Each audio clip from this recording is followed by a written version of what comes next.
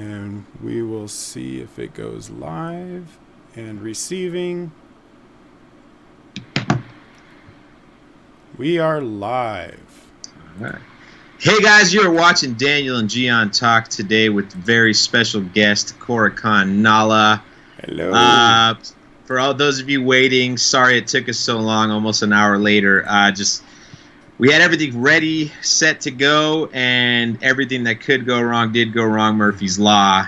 So now our setup is way toned down.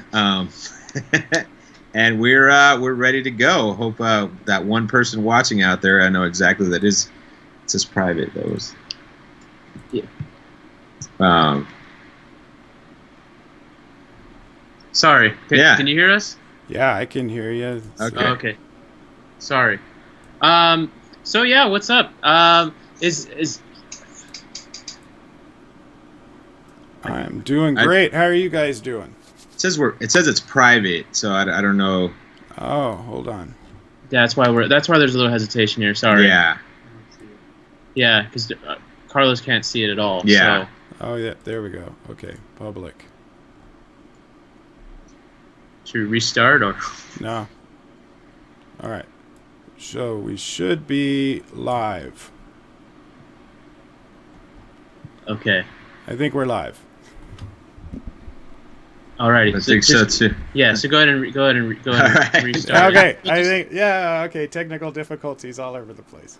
Yeah. All over the place. Technical They're never difficulties. We ending. went live. The stream was private now, but for those of you out there watching, thanks for watching. We really appreciate it. Anyways, how you doing, man? How's your day going? Oh, my day is going great. Thank you. It has been an interesting night so far, huh? Oh, A little bit. Believe me. A little bit. Yeah, we're learning on the job. This streaming process is a lot more complicated than people make it out to be. Absolutely. Especially when you're trying to do it with multiple people, at least for us anyways. Yeah, when you're trying to do a split screen and you're bringing someone in, it does become more difficult. But it's still not that big of a deal. Well, you're a pro you now. to Yeah, say. well, you said you got 30 to 50 live streams under your belt. Somewhere around there. I don't remember how many.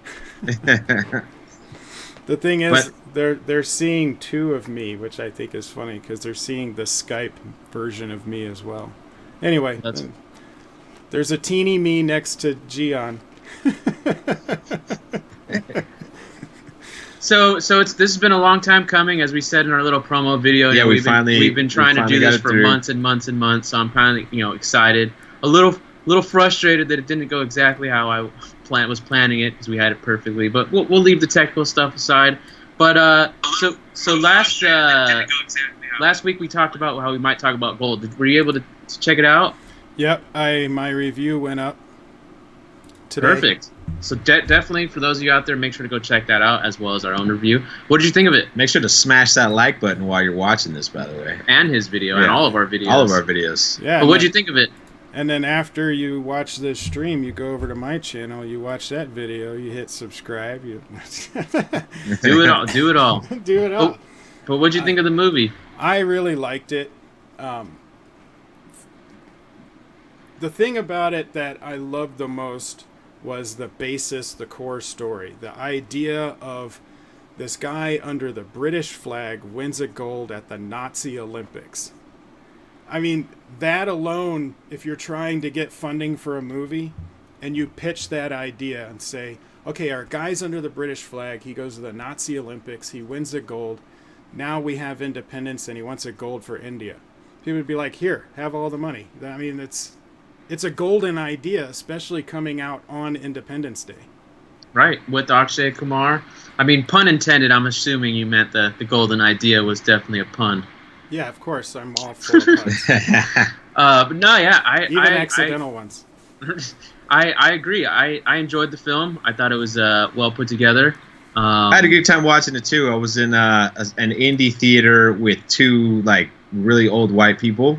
One guy all the way to the front, one lady all the way to the back. It's the Thursday, so it there's this indie theater, these indie theaters called Lemley in LA. They've been around for almost 100 years now, right? Like, yeah, they've been a long around time. a long time, and somehow they stay alive. I guess because they rent out for private screenings. But every time I go, when we watched Sanju, it was pretty packed, but that was because they really promoted it to the 10 Indians that live in Encino, California. But no, it was a good. I was very, very surprised by. I don't want to say surprised, but I enjoyed the movie thoroughly. The only things that I haven't really got to discuss with anyone, as I tried to save it for this, was that first song came out of nowhere.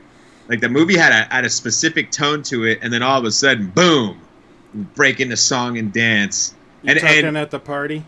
At the party. And it was a character building moment, so the song was useful, but the way it came about was out of left field. Out of left field, yeah. Now, didn't they have a montage sequence before that? Yes. Okay, because when we had... So I was a little worried going in. I'm like, okay, what are they going to do with the songs? Are they going to have them or are they not? It's 2.5 hours, so I assume they have songs. But what are they going to do? Because most, or a lot of Indian movies, they want to get that current pop kind of sound, that R&B or that poppy sound, electronica or rap or something like that. Right. So they can have big flashy video. And I'm like, you can't do that with a period piece. It doesn't work. So I was wondering what they were going to do. And then that first song hit, and it was a montage sequence, which actually pushed the story along. The song was good. And I was like, okay, I can see what they're doing here. They're going to have more montage sequences. But then I agree with you. When that dance sequence started, I was like, they're at this party, and then all of a sudden, we dance. And you know what it reminded me of was Matrix, the second Matrix movie. Reloaded. When they were all in the cave and they're like, we're all going to die because all of these people or the robots are going to come down and kill us. So let's party.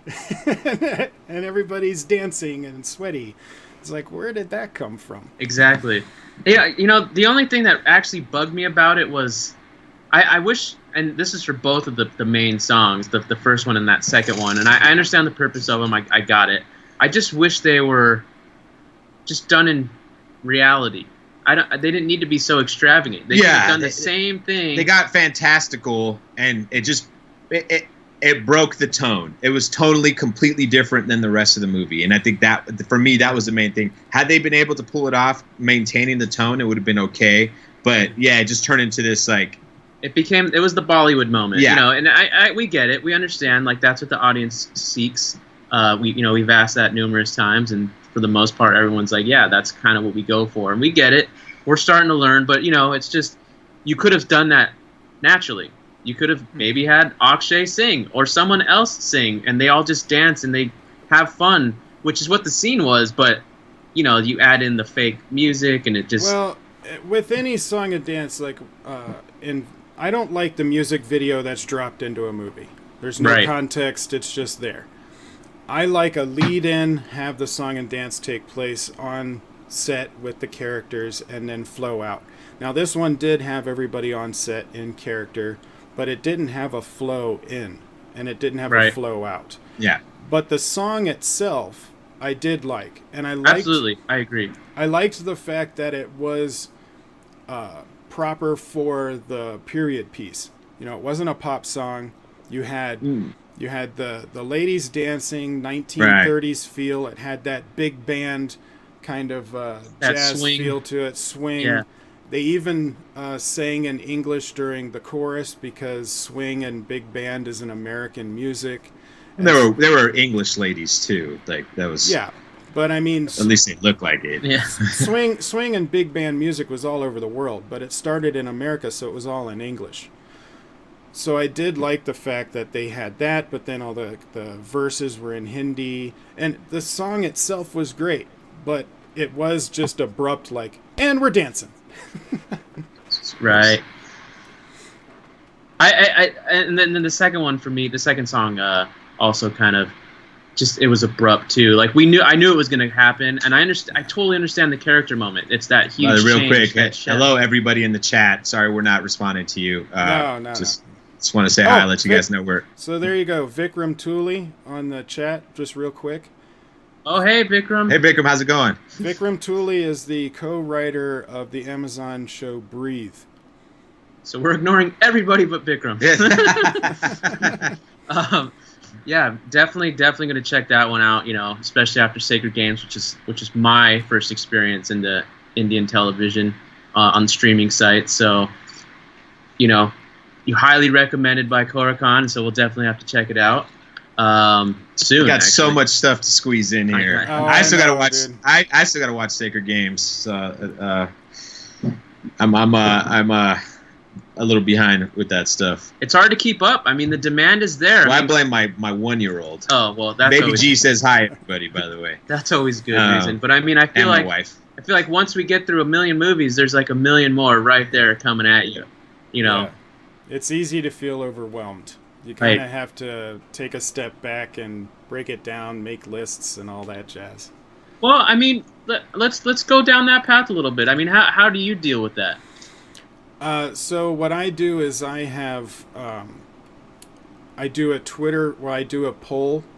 So I have my Patreons will give suggestions, and then I'll do a poll with them on Patreon. The top 4 will go to Twitter, and then whichever one wins the vote on Twitter, that's going to be the public request. Then people that join Patreon, they get to choose a movie, and so I do one for them.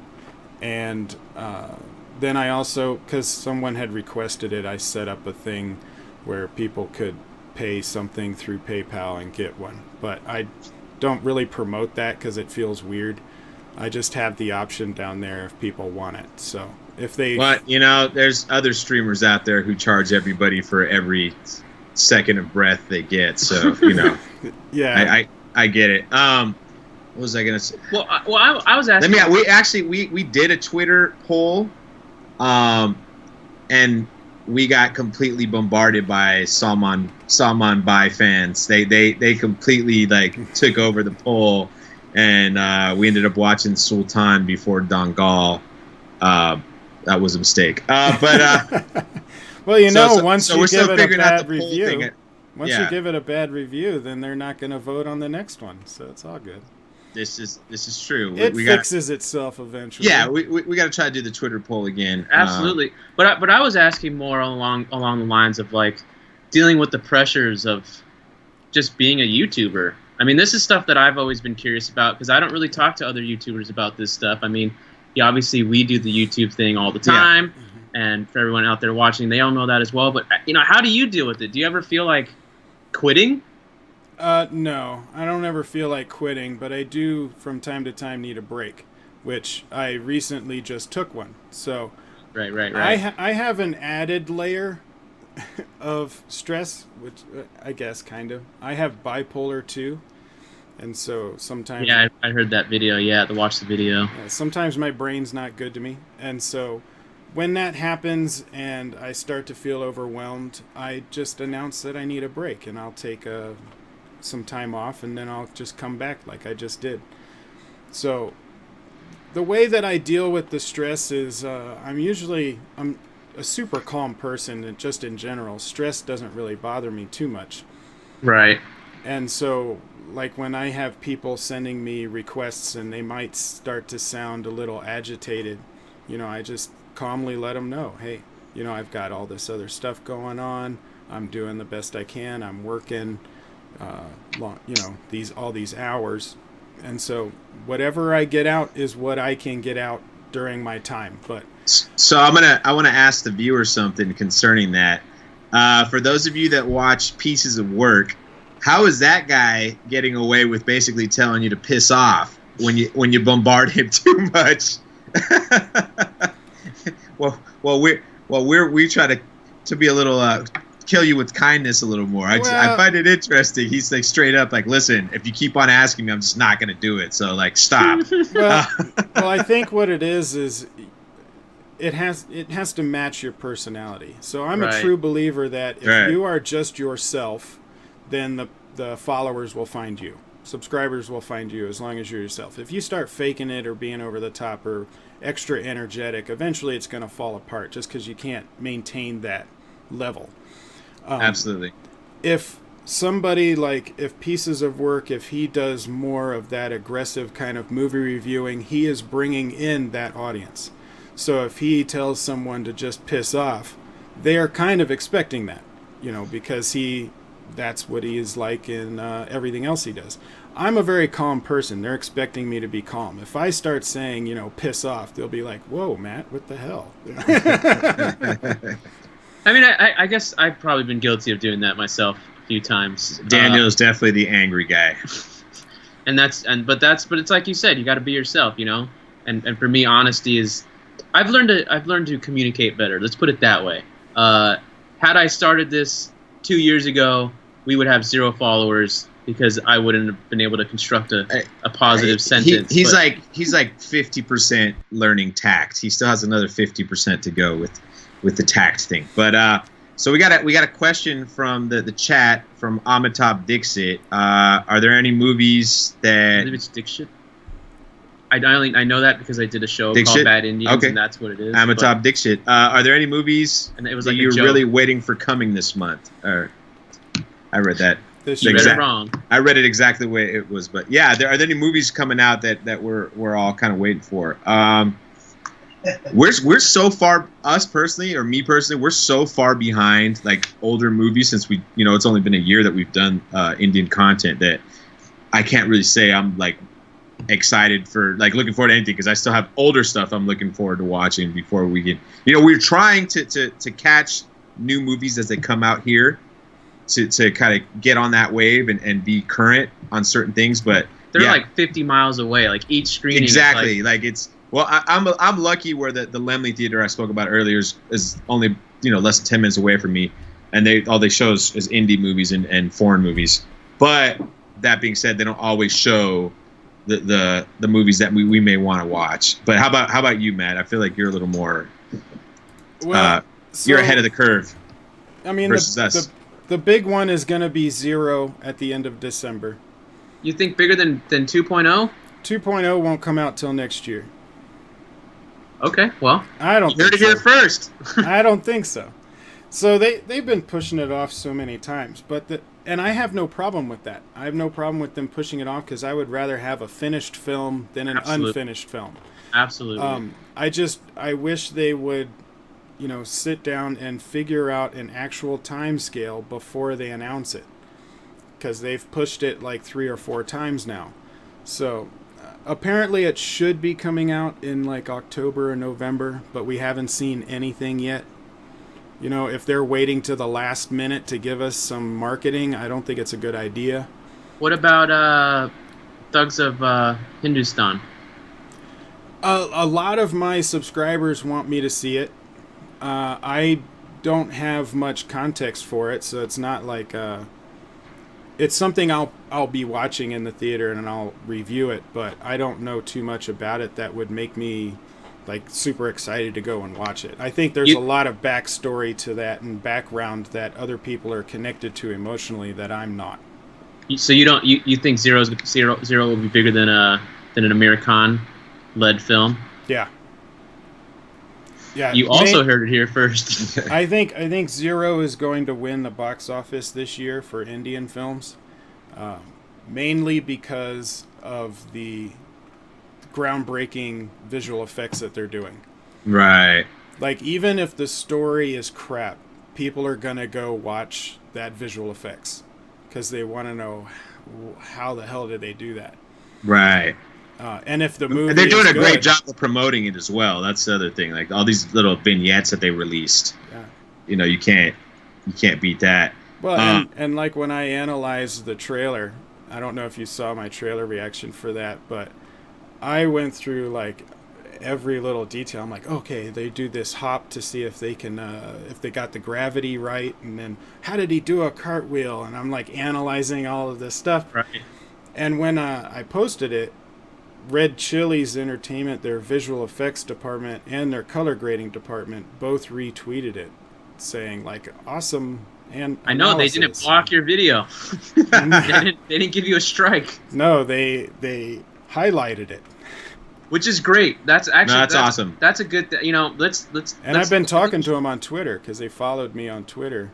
Oh, that's even better. That's great. And I think we should comment on that. And I know you're a strong proponent of trailer reactions basically being free advertisement. So no company should really copy strike you or anything. Demonetization, we get it. We understand that. But for a complete block and strike just never made sense to me. I'm okay with demonetizing it. I'm okay with a copyright claim, even though I don't think that they should be allowed to do it. But copyright blocks and strikes, I think, should be fought in court, because I agree. What we are reacting to, what we are showing the full video of, is marketing material. They pay people to show it. They pay TV channels. They pay other movie theaters. They're trying to get people to watch it. And then here we are promoting it, and they're like, no, strike this. You're not allowed to use our video. I'm like, why not? You're trying to send it to every other person in the world, and you're paying them for it. Why can't you let us use it and comment on it? And if anything, it is a transformative, as long as you're adding commentary and something of value. That's the thing about the copyright laws for free Fair Use Act, is it has to be transformative, and there has to be commentary. Yeah, no. So just we're talking about Zero, the SRK film. Yeah. Okay. For some reason, I was thinking Robot 2.0. Yeah, that's what I said. Yeah. No. Yeah, I because people in the chat are not agreeing with you. They're actually arguing that Zero's gonna bomb. Yeah, an Amir Khan led movie will definitely lead the way, because SRK's on his way out. I'm welcome to be wrong. There's nothing bad with me being wrong, and if I am wrong, feel free to give me a bunch of shit. I don't mind. But I still think Zero is going to make more money. Now, Amir Khan is going to make a crap load of money in China. I agree. I mean, Amir Khan just has that, that pull in China. So right. It is possible that his numbers in China could throw it over Zero if the story of Zero is not good, and that gets, that information gets to China and they don't watch it. Yeah. But vice versa, if Amir Khan's movie is not good and Zero is, the opposite would happen. But you would still have a lot of Amir Khan fans in China that are going to watch anything. Well, we're fans of his, and we'll watch anything as well. I love Amir Khan. I'm just saying that Zero has more than just a star power. It's got something unique and interesting. It's like watching Avatar. Avatar doesn't have a unique storyline, but it was the first truly filmed 3D movie with all of this technology stuff, and that made it one of the most grossing movies ever. It's not because the story is great.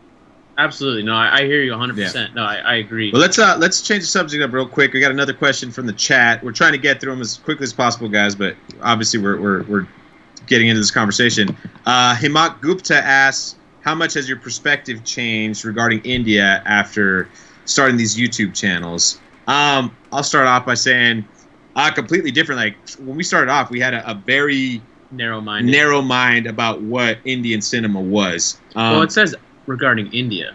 Oh, India itself? Yeah. If you're asking how we feel about the country of India, I've never been. So all we have is the context of cinema. But going off, I'll answer that. But going off of that, I've learned more.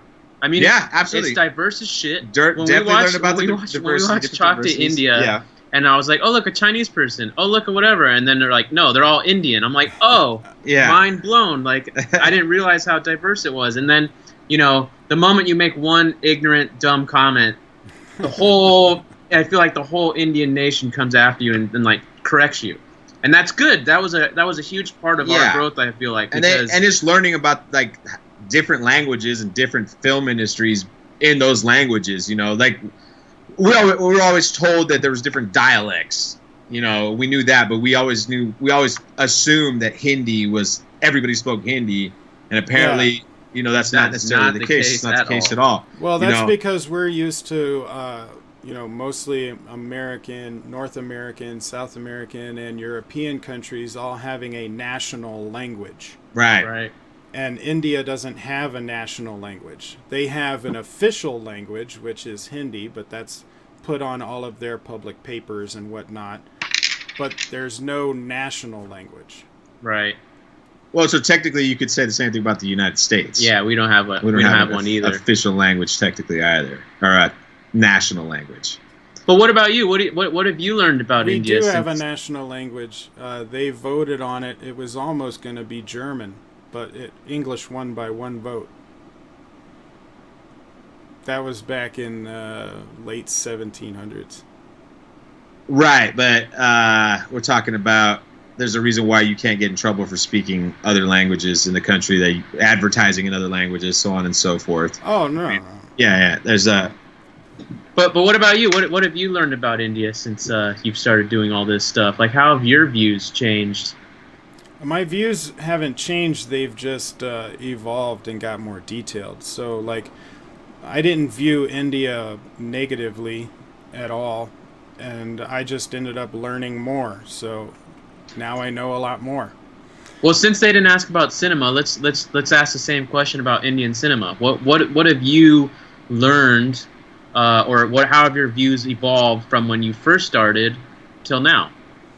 Well, my dad has been watching Indian movies for like 20 years. So I was always kind of exposed to it, like it was in the house, but I didn't really watch very many with him, just every once in a while.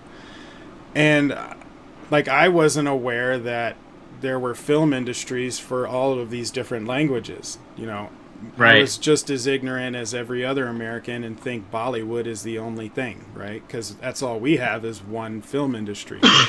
Have independent producers, but we have one film industry. Right. So when I learned about, or when someone told me that there were all these other film industries, I was like, wow, this is kind of cool to learn about every industry and their languages and how some of them kind of focus on certain genres and all of this other. It was very interesting. I really like diving into that. What's your, do you have a preferred industry after all this time? No? You'll watch them all? Yeah, I like Kannada films. They like to stick with more like suspense thrillers. There's some, it's more like a story based, a lot of suspense thrillers.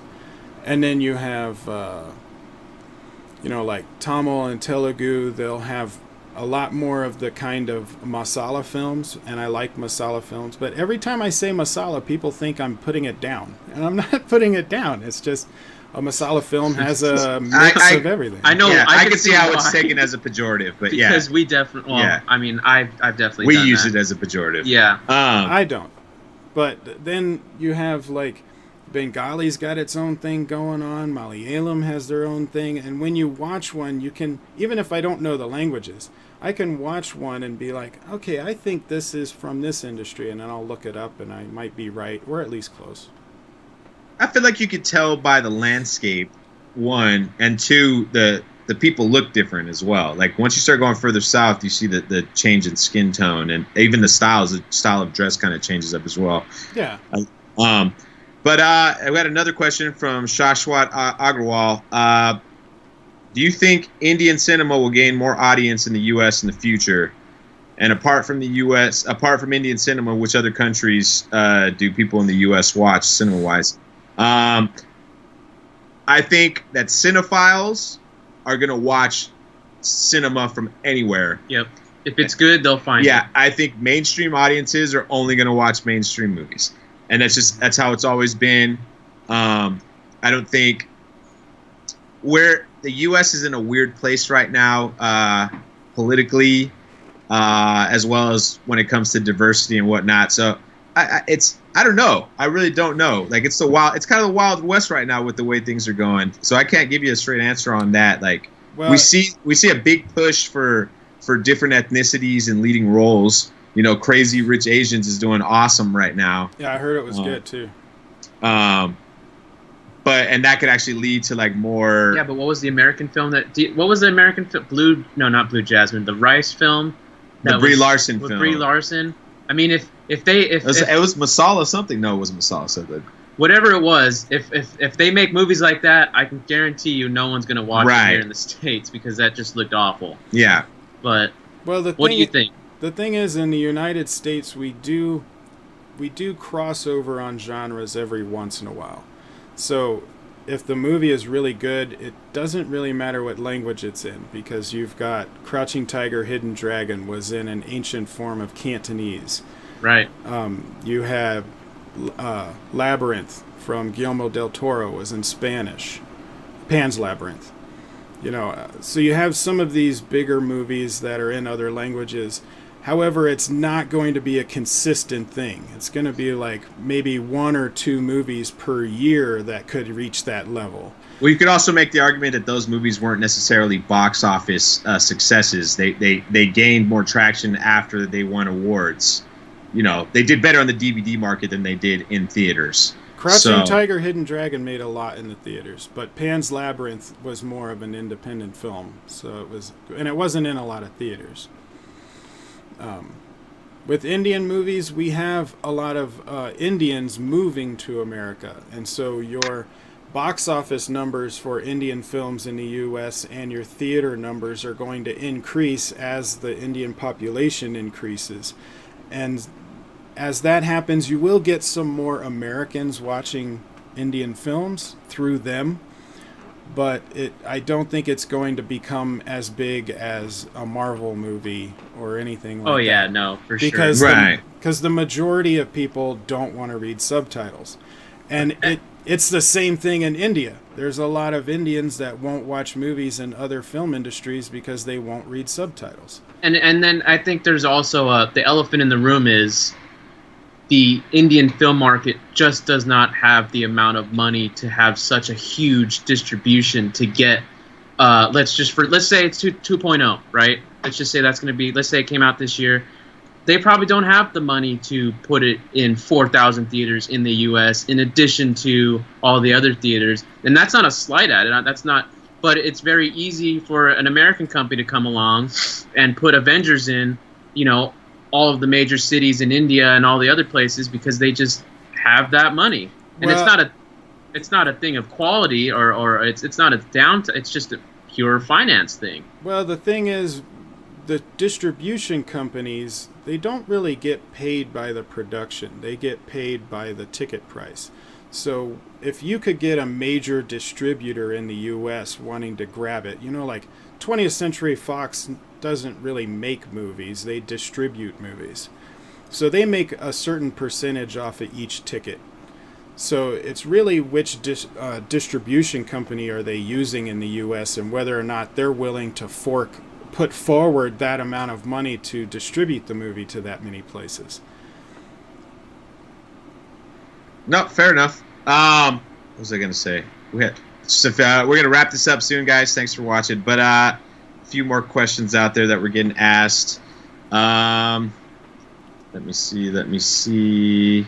Yeah, blame it on me. If you guys have noticed, I've been wearing this this oversized maxi pad on my neck. I was in a car accident on Saturday night, and so gosh. I'm actually in real pain. I mean, we didn't even get to record all the videos that I wanted to do for this week because I just stopped it because I knew we had to do this. I probably can't go on too much longer. I'm starting to stiffen up, so blame me, guys. But definitely we'll do this again, so don't worry. But let's get to another question though. This is not in English, so I don't know the name. But do you think taking Indian comic book heroes to big screen might help the industry? Can that help getting attention of mainstream viewers? Bahubali kind of did it to some extent in epic genre. Let's let them start for this one. Yeah, what do you think? If it was an American production company making it and they used an Indian actors and it was in English, yes.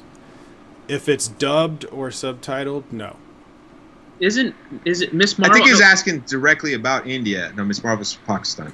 Yeah, I know, but if Miss Marvel, she's going to be in the new Captain Marvel exactly. movie too. So, do you think Kamala Khan. How do you think that's going to be received? Well, her first appearance is going through the roof right now, price-wise. So the comic book speculators are all let them over know. the let the audience know what we're talking about for those who aren't familiar. So, I believe it's the next Marvel film to come out. It might not be, but so don't quote me on it. But Captain Marvel's coming out with Brie Larson as Captain Marvel. Yeah, that's the next one. It comes out in March. Oh, there's a character named Miss Marvel in the comic books. She's going to make an appearance in the movie. Her name is Kamala Khan. She's a Pakistani American character in the books, and she's going to make an appearance. So because of that mention that she's going to be in the movie, her first appearance in the comic books is going shooting through the roof on eBay in value. And I think Marvel's really trying to push their female characters and their diverse characters. Part of it has to do with having the rights to everybody. They pretty much have the rights to all the new characters, so it's easier for them to get them on screen. Miles Morales, for example, Ultimate Spider-Man. They just released an animated film, or they're going to release an animated film with him. So they're going to be pushing a lot of these characters because they don't have 100% rights to them. Like the Hulk, for example, Marvel doesn't have 100% rights to the Hulk or Namor, so Nerd alert. Yeah. Nerd alert. They could use him in the team fashion, but they can't do a standalone film because there's two producers attached to the name who are trying to get a ton of money from Marvel. And Marvel's like, you know what, we're just not going to make a Hulk film and give you any of that satisfaction. But it's a lot of politics behind it and stuff. And then Spider-Man, who the hell knows what Sony's doing with Spider-Man now? Like, they're doing this Venom movie, and they're talking about doing their own standalone Spider-Verse. But I don't know if Peter Parker's involved. It's just a big mess. So I don't think that answered the no, not at all. The question. What's it off? I think Sony's plan is they're hoping Marvel builds up Spider-Man, and then maybe they can use that momentum and push him into the Venom verse once their little deal is over. Right. Well, I think the Venom movie is going to flop. I mean, I think it's going to be a terrible movie. So that's my opinion on that. I love Venom. I collected like all of the comic books for Venom, and I love Carnage. And so I'm hoping that I have a feeling it's not going to be good, but I'm hoping that it's good because I want Carnage. I want Carnage on screen killing people left and right, and I want Venom to kick his ass. But I feel like I'm not going to get it because every time they put Venom on screen, it sucks. Yeah, it's he's just kind of a tough character to pull off. Some of these, it's how it works. But yeah, I really like Tom Hardy. I think if anyone I think could pull Tom Hardy's that off, great. he would be able to do it. It's more about how was it written. I think I have hope for it. But to go back to the question though, Bahubali obviously, I mean, we didn't hear about it at all until people started. I can tell you how we found it exactly, because the way we stumbled upon, basically doing Indian content on YouTube is, what's a long story, but the short version is we stumbled upon a thumbnail, literally on YouTube as a suggested video, and it's for a war movie, and I'm totally forgetting the name right now for whatever reason, and we watched that, and then I just Googled popular Indian movies so we could kind of continue this, and that was the very first one. I don't even think Bahubali 2 was out yet at that point. And then we saw the trailer, and we didn't understand the significance of that film to the Indian film industry because we're just so Americanized, And now in retrospect, we're like, holy shit, that's a big movie. Yeah. For all the flaws that I still feel it had and all that stuff, there's a lot to be proud of there. And that's not me, kissing any ass. This is just me growing up and realizing, that not everyone's on the same level, and that's okay because that just gives room for improvement, And so I say all that to say, if Indian audiences, if Indian creators, they want to make films like Bahubali, why not? Why not? Yeah. If they're gonna get the funding for it, why not? I think the key as well is that you need to choose characters who have a big following if you're gonna do these kind of IPs. Or have a lot of money and make it. Or have a lot of money and make some character that nobody heard of big. But I think if you're able to get the rights to whatever the big superhero is, and you have the money to make a really cool film, it's gonna definitely make other people want to make comic films as well. But you need marketing. Yeah, some of these don't do a lot of marketing. Right. Bahubali 2 had like 6 months of like intense marketing. They had 6-hour live streams and they had trailers and all of this stuff that came out, and it got people super pumped.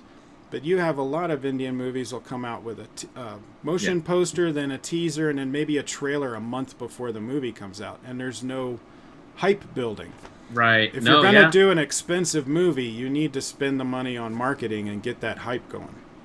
No, absolutely. I agree. Because I've actually asked that to our subscribers before. Why do these movies, they're announced, in advance, but the first time you see anything of them, it's a month before it comes out. And then, they explain that it's a saturated market, and basically people will forget about the movie. It's not the same. And so, it's just interesting. It's been an interesting experience to just really understand how the industry. You would need to have marketing consistent. Like, you can't just do a trailer and then 6 months later do another trailer.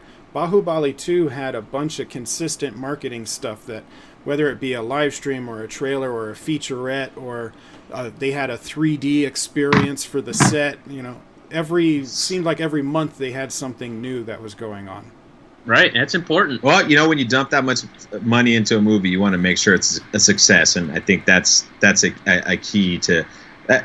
That's a key to a lot of people's success, and not just this industry, but any kind of industry. You gotta spend money to make money. Yep. Anyways, it's midnight now here in California. It's 1 a.m. in Colorado. Sorry, this was shorter than we wanted it to be, guys. We're an hour behind schedule. So thanks for watching. We really appreciate it. And after this, we're actually going to be posting up our very first food video. We're trying something new. We tried something new, guys. So we did a food video. And then Koricon, if you want to plug anything, what do you got going on, Koricon? We're probably have cross subscribers, but you can we'd like for you to have the final word on this one and close it all out. My gold review went up today, so you can go and check that. It's spoiler free, even though we went through the spoilers. Oh, we do have one question about that, though. We were going to ask it, and we'll end with this. We'll end with this one. What was your favorite scene from Gold? I would have to say I have two. So the first one is when Akshay Kumar was drinking heavily at the window. I liked the lighting on that window. And then he tries to go for the bottle. It's empty. He's walking away. His wife is calling him out on it. And then he kind of breaks down and ends up on her lap. The framing, the lighting, the way it all moved, I thought the drama worked really well in that sequence, and I liked that. The other one would be near the end when Himrat is angry and he's starting to leave, and then he puts his bag down, and you can see him like trying to suck it up, and he has the tear on his eye. I liked the framing and I liked the shot, and I thought he did a good job in that scene. It's very memorable for me. No, absolutely. And you? I know what my favorite. I know what. I really like the scene where the prince, we see the super arrogant, super selfish player. He pulls over on the side of the road because he sees this beggar, and takes off his entire suit to give it to him, because it was like a really key character moment where this guy that you kind of thought was an asshole, he was an asshole. He was an asshole. But it made his character a little more endearing. It made you like not dislike him. Like, okay, this guy's got another side. On the field, he's completely different. And we see this a lot with athletes. Like, we see these football players that seem like they're monsters, but the second they're off their field, they're kind. They donate. They do a lot of stuff for their communities, and I feel like that was kind of the same thing with this guy. Like, when he's on the field, he has no friends, but off the field, he's an amazing person, and it was touching. I really appreciate it. Well, I thought just going to get. That's Amit Saad. You did an interview with him. Yeah, so yeah. check he did a great job. He did a great job. Yeah, absolutely. No, and I just thought he was gonna give his jacket, and then he kept stripping, and I'm like, oh, okay, this is for the ladies. Then no, I'm just kidding. No, it was a good scene. But for me, and I guess I'll wrap it up. The prologue. It's not a scene technically; it's a sequence, but it was fascinating. It's that in and of itself sold me for the rest of the movie, because it's been a long time since I've seen a prologue done so well that you know, they're winners. They're winners at the beginning, but you still have tension because of the history of being in Nazi Germany and India not being free, and just all of these different layers on a prologue. You know, like I said, they won. They are the winners. They are the top dogs, but yet somehow you feel like they're not winners at all, which is so great about it. And that story setup is great. Yes, absolutely. So for me, it's one of the best openings I've seen almost in any sports movie, I'd say. Yeah, it was an awesome way to open the movie. I mean, it definitely set the tone. Because it set up everybody. Yeah. I mean, it set up all the characters, it set all the players. And it did in a timely manner as well. Like, it wasn't stretched out. We weren't like an hour and a half. It wasn't melodramatic either. It was straight. Well, and the impact of it. Yeah. It's just, wow, like, this guy, what he's going through, and now he wants to win a gold for his... Like, it's better than any other sports movie, because no other sports movie has that kind of impact. You know, it's usually just a couple of guys that no one knows, and they come from the underdog, and they win. You know, this is... No, exactly. That's why it was so fascinating. Yeah. Exactly. Absolutely. Anyways, guys, that's going to do it for us. Thanks for watching. Really appreciate you guys being patient with us on this very first live stream of ours. We promise the next one's going to be better on time, and we're going to try to do it on a weekend as well so that everyone can not worry about being at work and like looking over your shoulder. It's a holiday. Because it's a holiday today? That's what someone had mentioned. All right, so all you guys that are watching this after it went live. It's Eid, so happy Eid. You know, we're going to give you shit for not watching live today. But thanks for watching, guys. Really appreciate it. And we will see you next time. Bye. Take care.